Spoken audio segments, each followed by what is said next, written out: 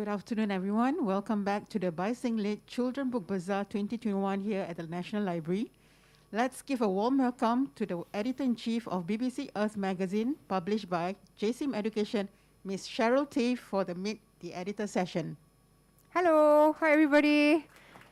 Thank you for choosing to spend your Saturday afternoon with us. Just want to get a quick show of hands. Who here is touching the BBC Earth magazine for the first time?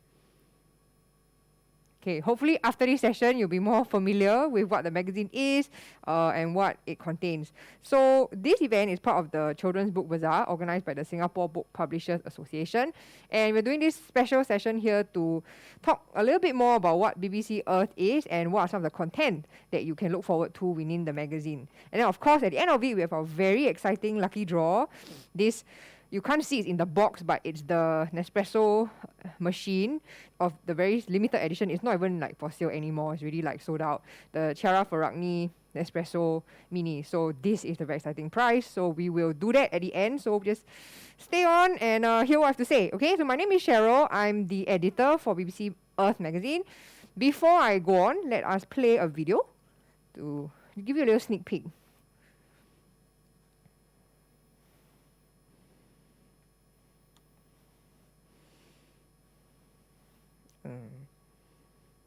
Here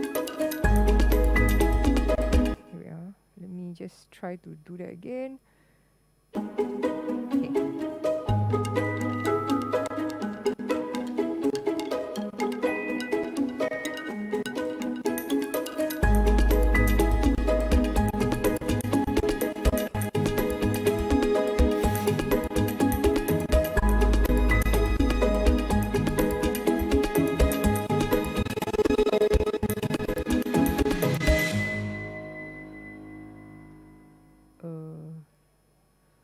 Do you want to try playing the video again?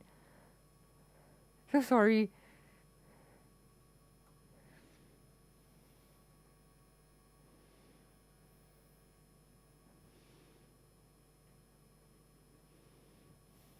Oh, here?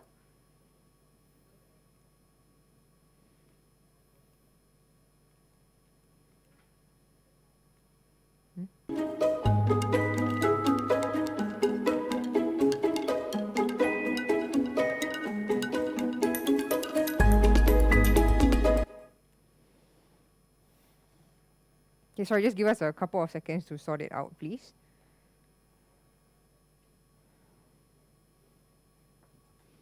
Okay.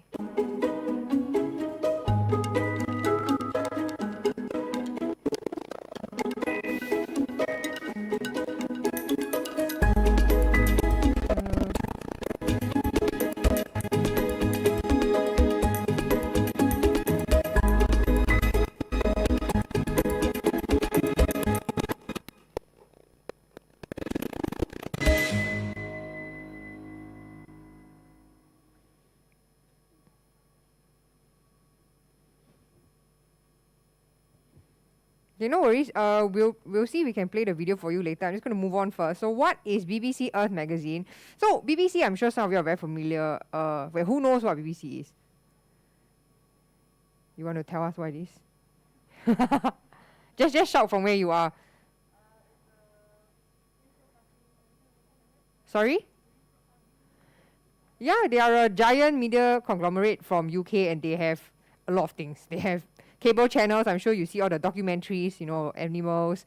They have radio, they have magazines. So BBC Earth is actually, it consists of content from 3 magazines. So BBC Science Focus, BBC History, and BBC Wildlife.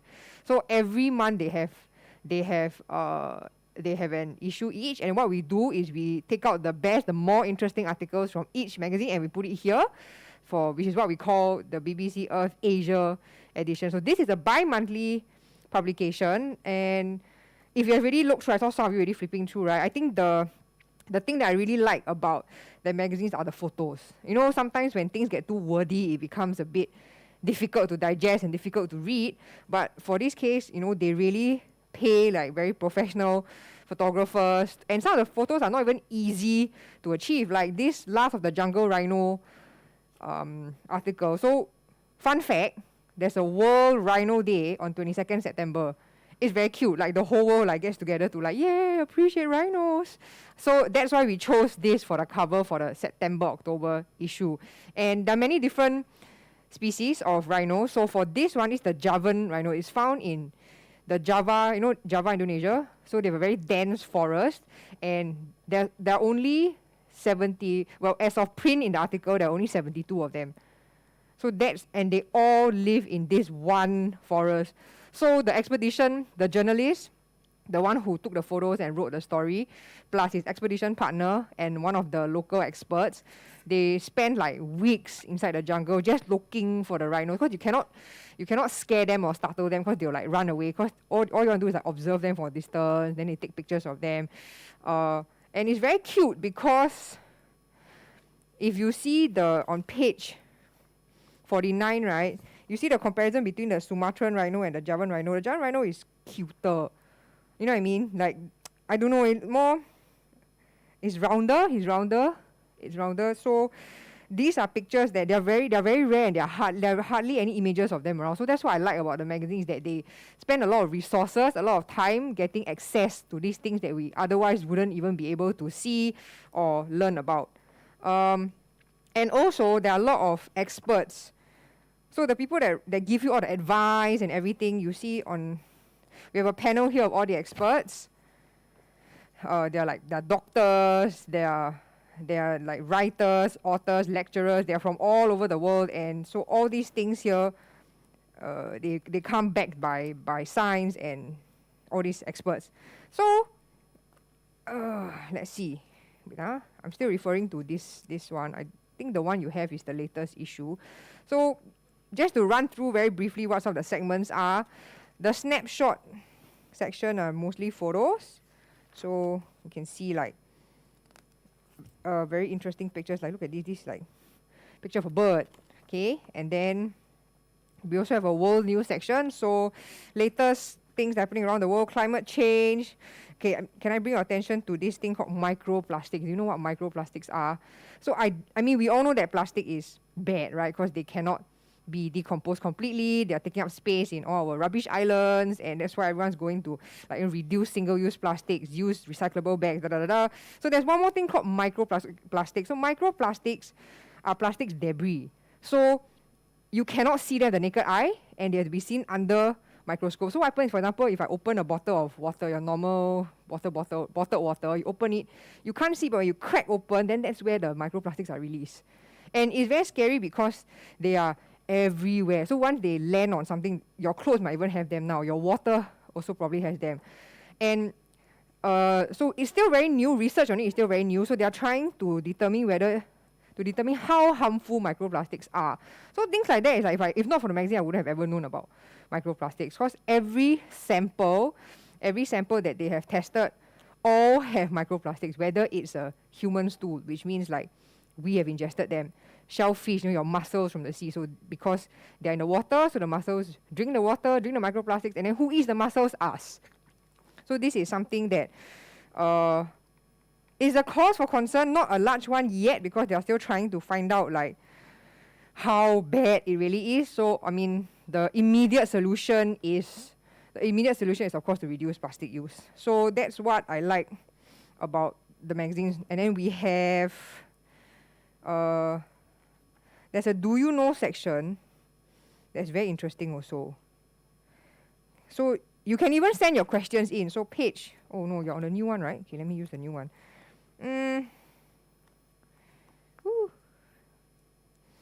So page 87. If I can turn your attention to page 87. You see there's on the left, the panel there, right?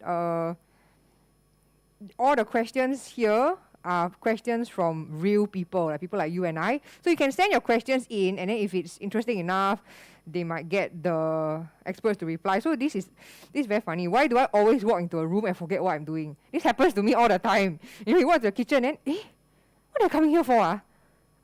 Okay, I can't remember. Then you walk out and then, okay, I need to go and take scissors. Then you go back in. It's not you being blurred. There's actually science behind it. It's quite interesting. So go on and read.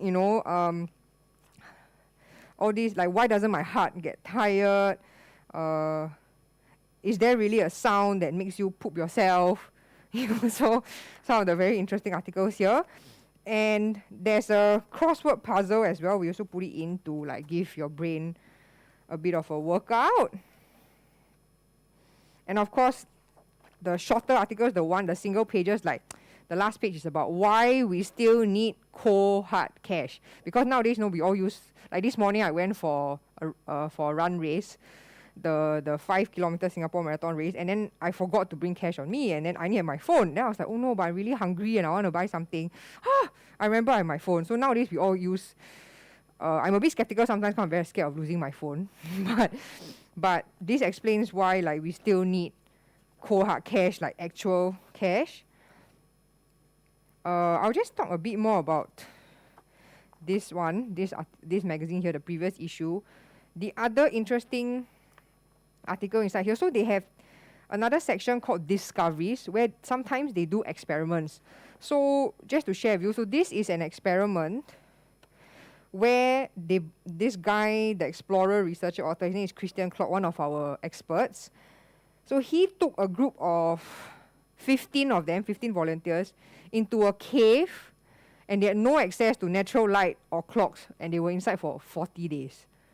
So can you imagine like putting away your phone, putting away your computer, putting away everything, and just sitting inside the cave, so you have no idea like what time is it, how long you have slept for, how long you have been talking to each other. It's quite, if you think about it, it's like, yeah, we rely so much on the sun to tell us what time is it. Okay, it's time to wake up, or it's time to go to bed.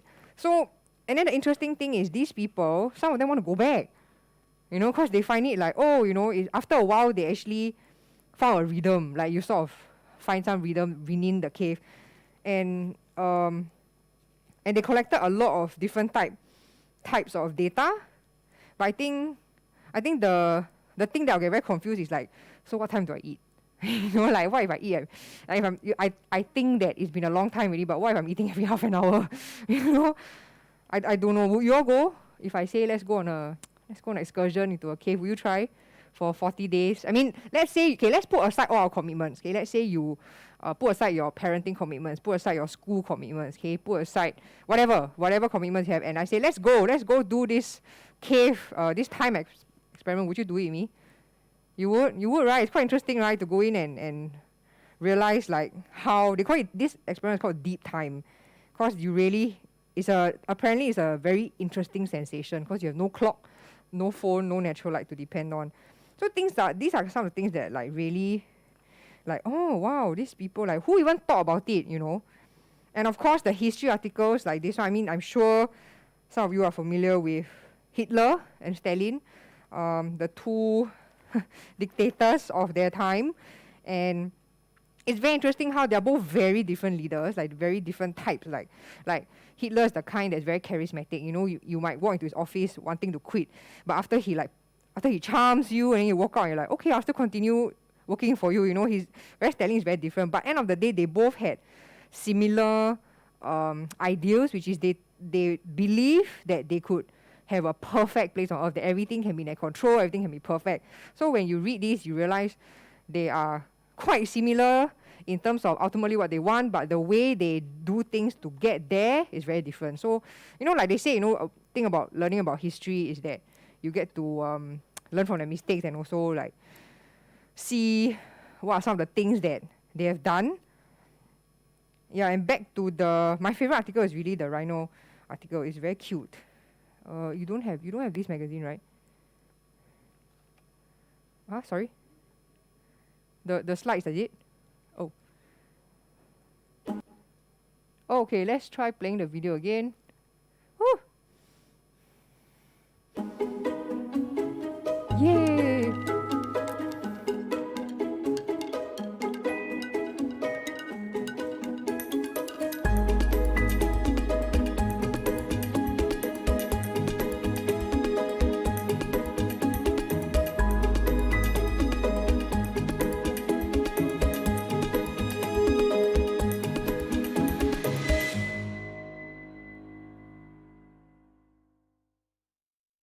Yeah, we finally made it work!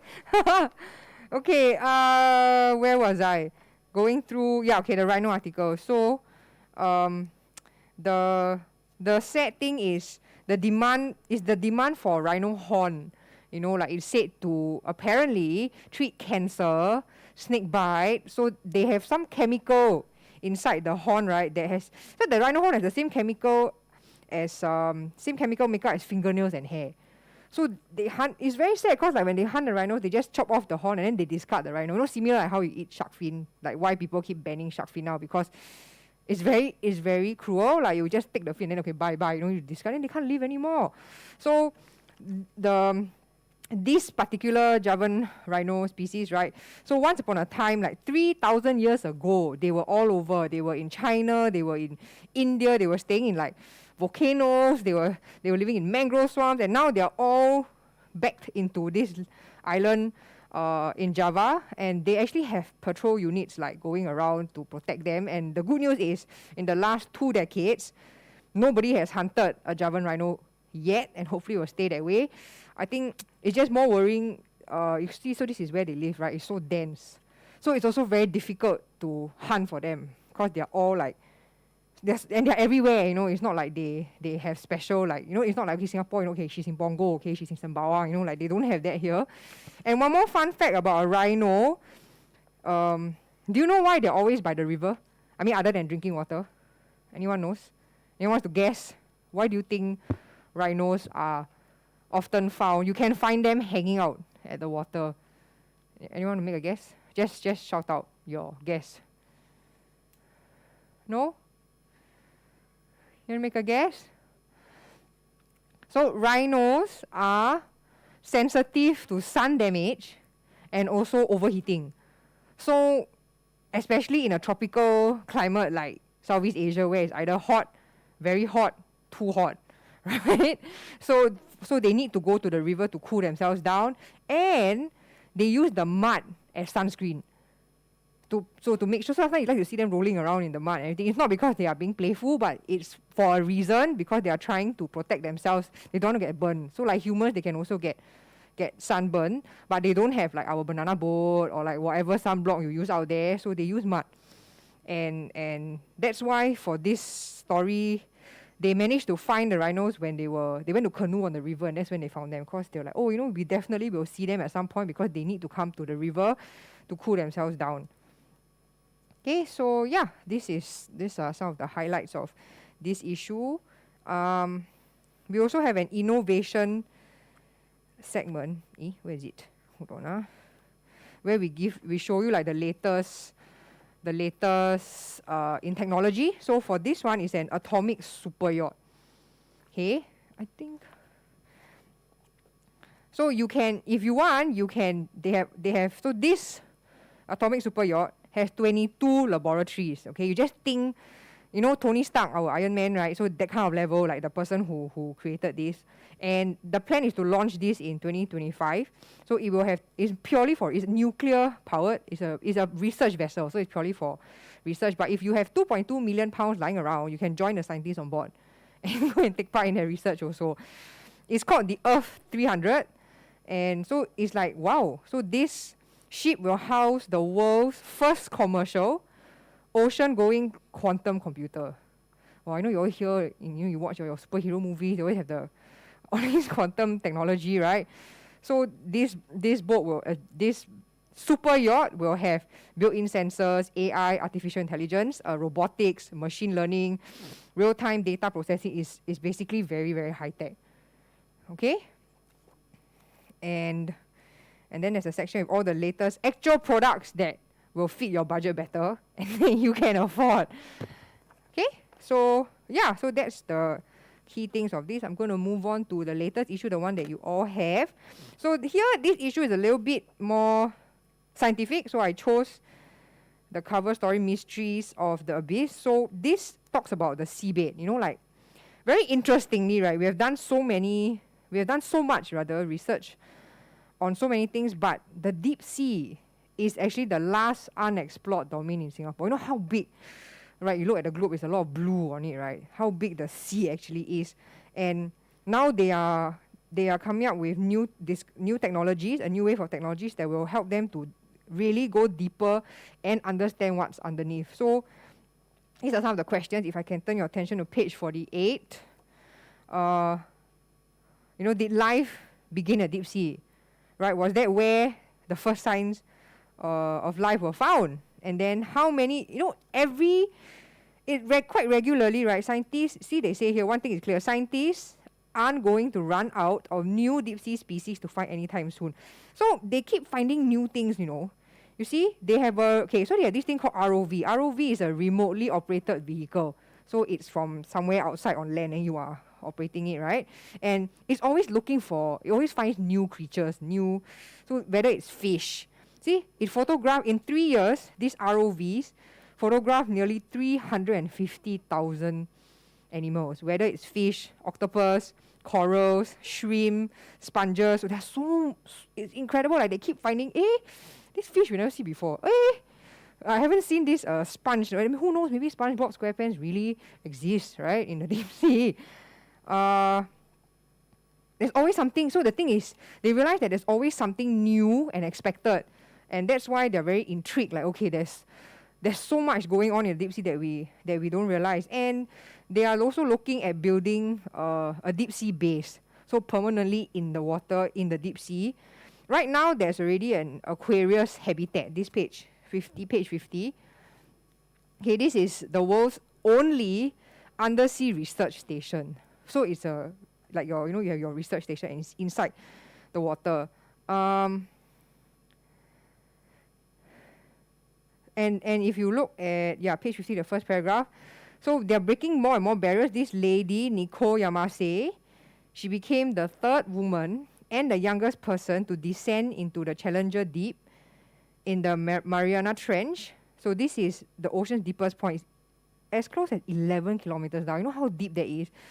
I also feel a bit scared going down. What if I cannot come out, right? So going down is one thing. Going down the deep sea. Staying down is another thing, right? Because you need to make sure you don't run out of oxygen. Because we are not going to... I don't think I'm going to survive 11... How long do you think you're going to survive 11 kilometers down under? And yes, there are people who do. I'm sure you know our commercial divers. People who like you build things in the sea, right? Who are the people building these things? You need your commercial divers to build things and all that. But now they are trying to create this deep sea base, more of these things to try and understand the what's underneath even more. So and also, I mean, we all know that we are going through climate crisis, right? So now there's also another concern whether this will change the deep sea, because as the temperature rises, for example, some animals may not survive. So if you look at this, right, on page 51, so the average global temperature between the surface and 2,000 meters has been rising year on year. So compared to 2019, it was 0.075 degrees Celsius. So that might seem very little, but because of the volume of water, you're talking about the deep blue sea that is everywhere, the heat absorbed is equivalent to the energy of 3.6 billion atomic bombs exploding. So that is very warm. It's really very warm, and a lot of the animals will not be able to survive. And some of them are very cute. See, there's this lanternfish. Ta-da! So this lanternfish, right, actually helps to transfer carbon to it. So everyone has a role in the ecosystem, right? Like they're not just there. I mean, it's either you're there to eat, be eaten, contribute to the environment. So the thing is, they're very worried now because of the rising temperatures, which might kill like this kind of animals that they need. So you need them because they help to carry carbon. Okay. So this is the main cover story on what's lying deep beneath the sea. And if we go back to the front, so the snapshot section is so cute. See, they get so up close to this bird. The colors of the bird. It's actually very small. This bird is really, really very small. And okay, we look at the innovations page 13. Okay, there's an injectable nano sensor. Okay, so it's very small. This will one day read your thoughts. So they are basically mind control machines. So now they are researching on this and building this to try and see whether they can read your mind by detecting the signals in your brain. I don't know if I want anyone to read my mind, but that is so. You see, the nanosensors will act like a kind of antenna. It will turn your brain activity into optical signals. And then if you see the next page, there's new spyware that they have created. So this Pegasus software can hack a phone and access everything on it via a single phone call that doesn't even have to be answered. Yeah, I don't really want to go near this software, but yeah, so Pegasus has been described as the most powerful spyware ever. Is that accurate? So hopefully this does not land in the wrong hands. So there's a question here that says, is Pegasus as a piece of software legal? The answer is, it's a complex question. There are probably a few hundred answers to this, depending on what country you're in. So some countries says you cannot use unauthorized access in a computer system. But, there are also some countries, I think it depends on what is being used for and who's using it. Okay, and then you go on to the different new, see they have headphones, this one. You have headphones that can play music without even having to put it near your ears. It's just very interesting because there are all kinds of new tech toys that keep coming out. Then the world news section is quite interesting. They talk about space junk. So, we have a lot of satellites, right? We need satellites for communications, for a lot of things. So what they do is they put the coordinates and then they shoot the satellite out. But when a satellite becomes obsolete, when it's not used anymore, there are people going to clear, but I think they are shooting satellites up faster than people are cleaning it up because it's very expensive to space travel. So this is one issue that they face, because at some point the debris, after they break down and they're old, they might actually break, and then all the pieces will start floating around. As you see in the picture here, they might start crashing. There's already been a few accidents, and they might start crashing into the satellites that you require right now, whether you're using it for the internet, for your telephone. So you see, on 7 decades ago, that's like 70 years ago, the moon was the only thing orbiting the Earth. As of 1st January 2021, there are 6,542 satellites in orbit. That's a lot. That's a lot in 70 years. And this is only just the beginning, because the more and more tech we create, the more satellites we're going to shoot out, right? And you see, I'm on page 19. Even the smallest fragments, your stray nuts, your bolts, even frozen particles of rocket fuel, right, can cause immense amounts of damage. So you just need one little tiny bolt, and that can just hit like a new satellite and cause problems to it. They're very honest here. They say, how bad is the problem? It's very bad. It's getting worse. Estimates suggest there are currently 500,000 pieces of debris the size of a marble or larger. If you think about it, it's a lot. 500,000 is a lot. So although it's just the size of a marble, but imagine if you have 500,000 marbles.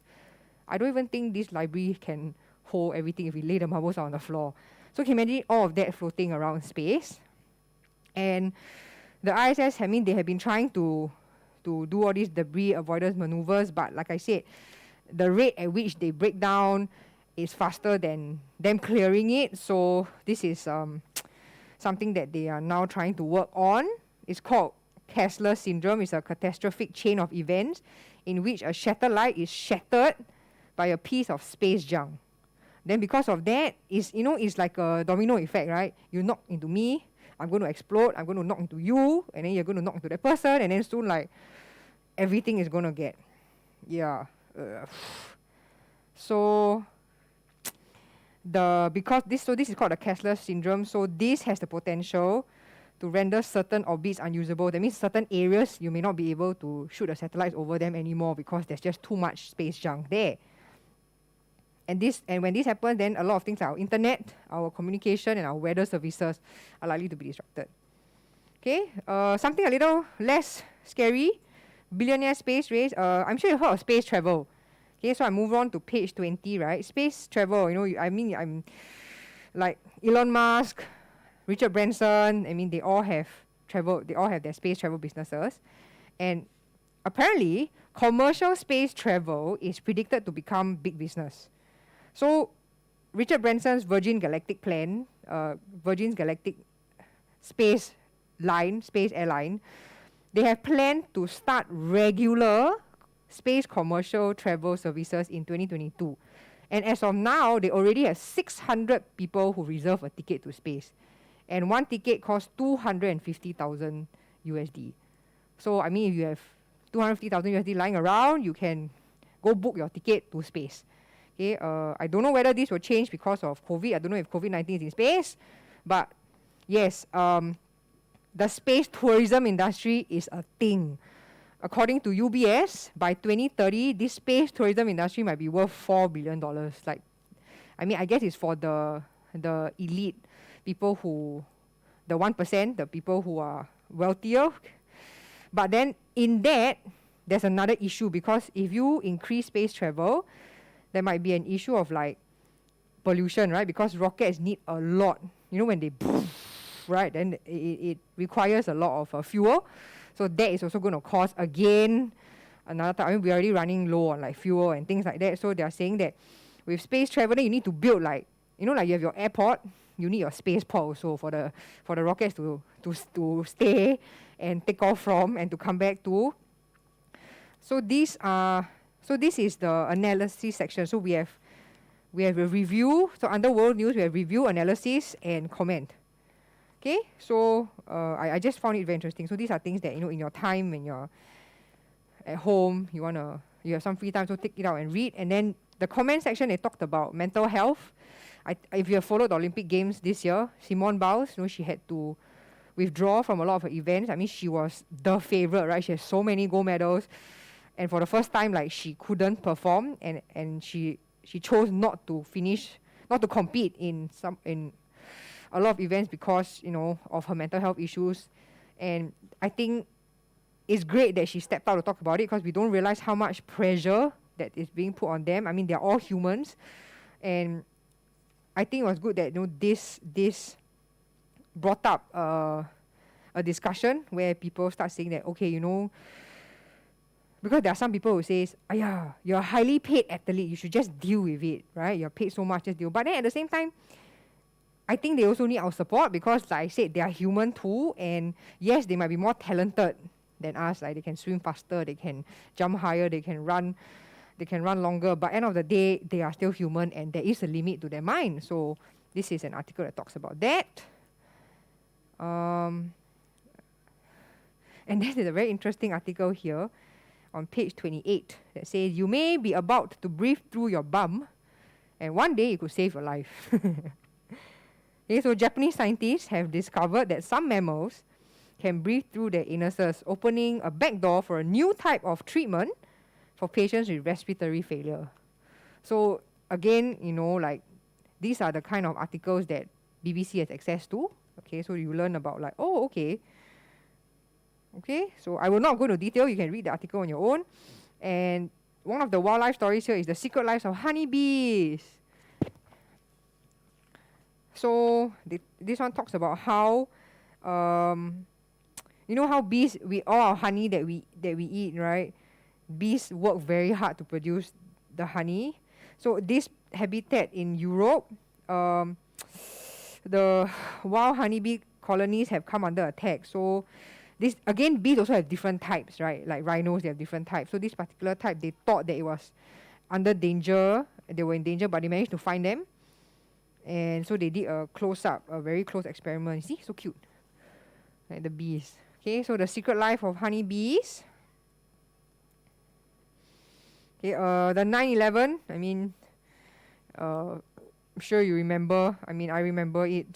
It was I can't believe it was 20 years ago. So 20 years ago, 2 planes flew into an act of terrorism, flew into the Twin Towers in New York. So they did like a look back.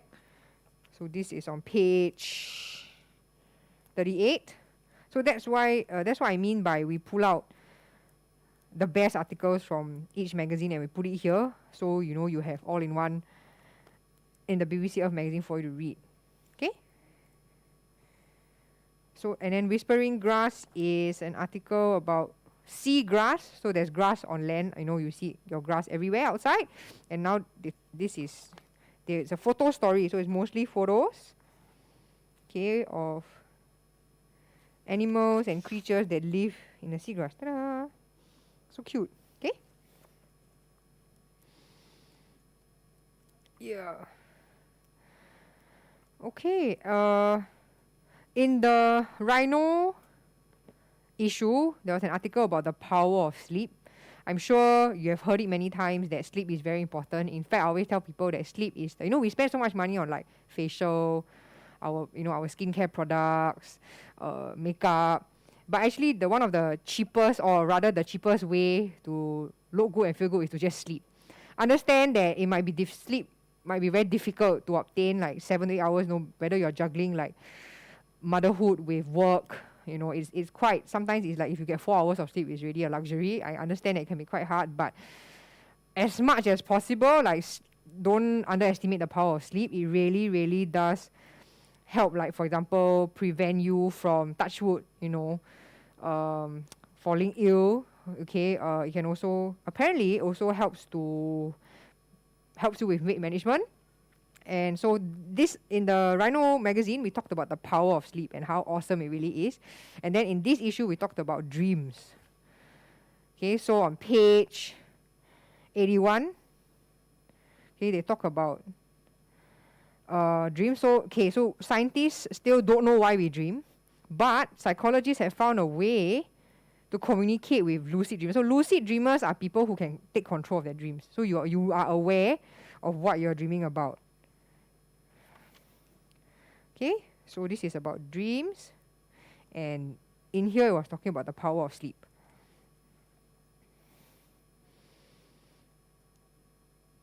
Okay, and then of course we end off with the do you know section. Okay, I think we are going to move on to the lucky draw. Okay, hope you are excited about it. So yes, so this is BBC Earth in a nutshell. I hope you enjoyed my little sharing session. I hope I've brought out some interesting facts that you didn't know before this. And there's a lot more for you to read in both magazines. Okay, you can also subscribe and get 6 issues a year or 12 issues for 2 years. And it's good for children as well, for them to read, to help them in their language and also to help them with their vocabulary and the essays. Okay, we're going to move on to, is it here? The lucky draw. I can't control this.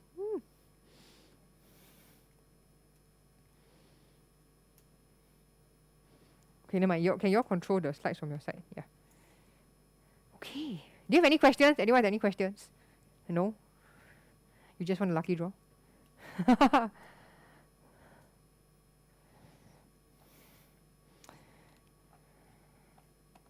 Thank you for listening to me. I hope I wasn't too boring. Okay, just give us a couple of moments while we get so we will do a spin the wheel. We'll spin, we'll get 5 people out first. Okay, we'll spin the wheel for 5 people, and then from the 5 people, we will spin the ultimate winner. What am I supposed to do? Huh? The prize is here? Yeah. Oh, so am I supposed to press? Okay. Okay, so we're going to have our 5 finalists. Okay, the first one is... Oh.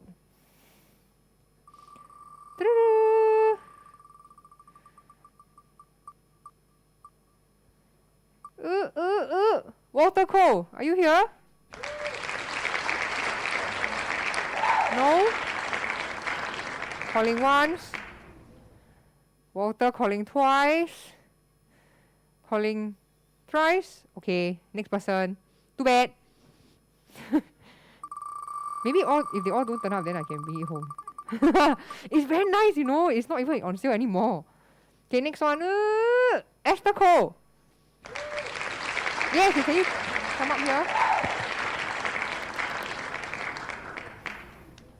Okay, next one.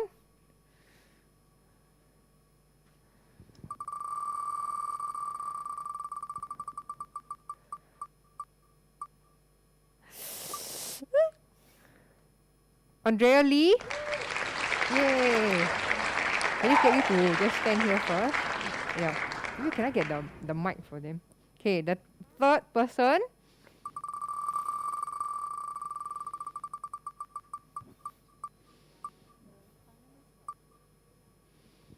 Tammy Huang, are you here? Yay! Okay, 2 more names. Okay, if you all stand, I also want to stand.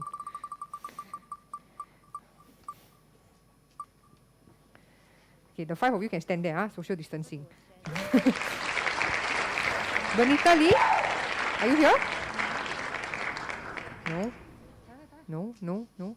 Okay, Benita 1, Benita 2, Benita 3, no? Okay, next.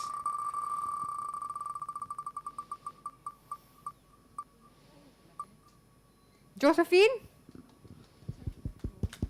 Yay! Can I get you to come on stage, please? And the last finalist. Okay, maybe if we move these, can I move these aside?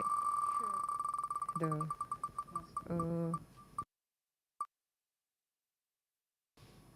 Nicole! Yay! Can you to come up here? Okay, then maybe the 5 of you can.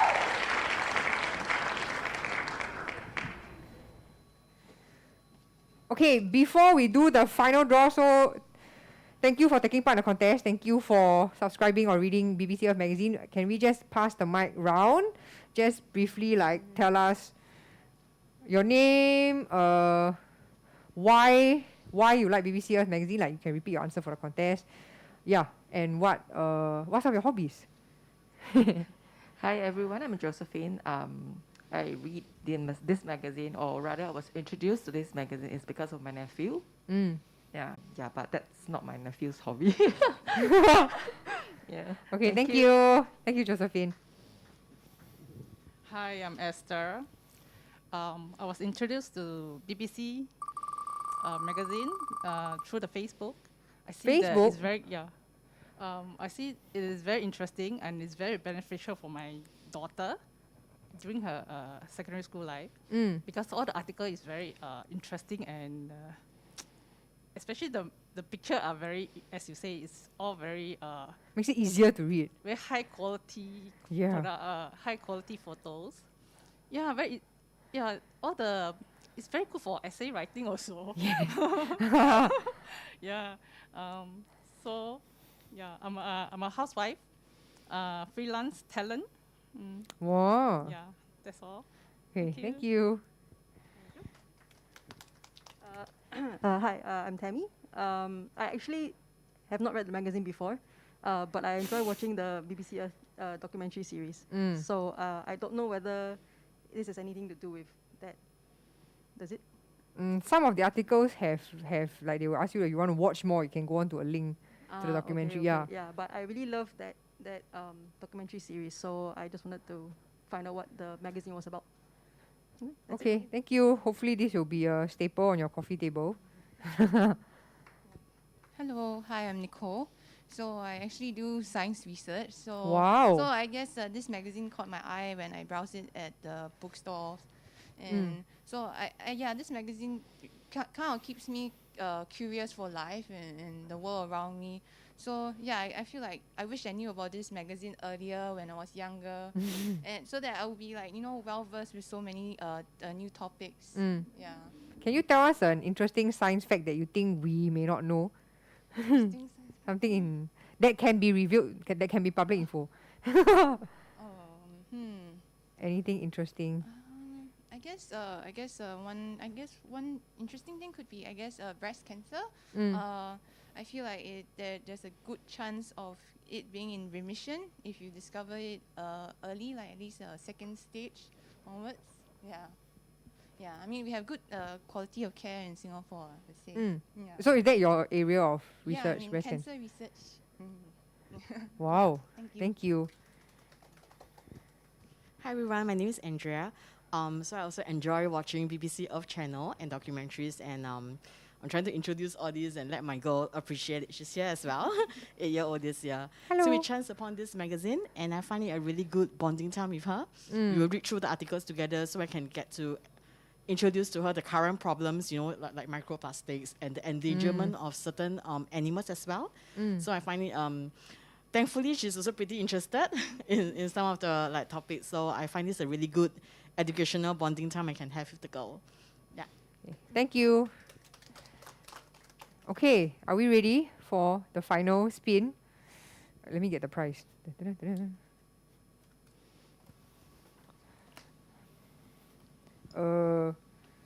Okay, I don't think I can fit into the paper bag, but let's just pretend that this is. Oh, okay, you didn't see that, sorry. Whoops. Okay, ready? Woo! Moment of truth.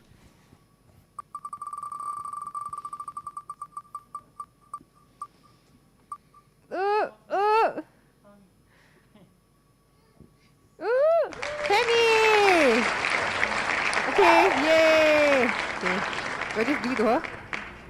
Okay, here you go. Now the plastic. Do you want a paper bag too? Sure. Okay. A limited edition, ah. If you see on carousel under her, then it'll be her. Oh, they want a photo. Okay. Oh, okay. Huh. Okay. Okay, so can we dismiss them then? Okay, thank you. Sorry?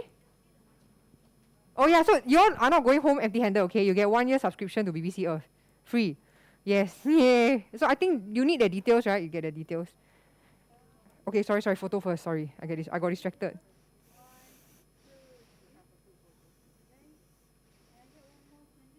Oh, are you?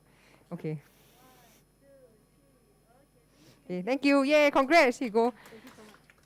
Okay, so yeah, that's all we have for you today. Thank you so much for spending your Saturday afternoon with us. Please continue reading BBC Earth. It's very interesting. Okay, like she said, she watches the documentaries. There are accompanying videos, like there's a rhino video on the African northern white rhinos where there are only 2 females left. The males have all passed on. So what they did was they kept the sperm from the male ones that passed away, froze them, and then they're doing IVF to try and reproduce the northern, to try and bring back the northern white rhino species again. So these are the kind of things that they're doing and spending a lot of effort and research on just to protect wildlife and make sure that they don't go extinct. So with that, thank you so much for being here with me. Okay, I hope you enjoy the rest of your weekend, and please continue reading BBC Earth. Okay, thank you. Thank you, Cheryl. Thank you, Jsim Education, for bringing this session today. And congratulations to all the winners. Can we have a group photo, Cheryl, if you don't mind? Oh, The sure.